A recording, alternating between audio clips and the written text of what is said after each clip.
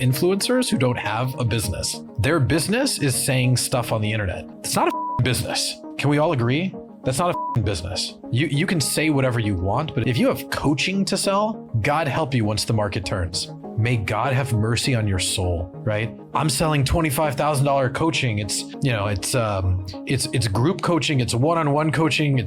I go live and I mention your name. Dude, I don't know what these people are selling. And it reminds me a lot of the 2008 meltdown in the real estate market, the mortgage market, where you had all these real estate agents that had to pivot and they were selling a multi-level marketing scheme.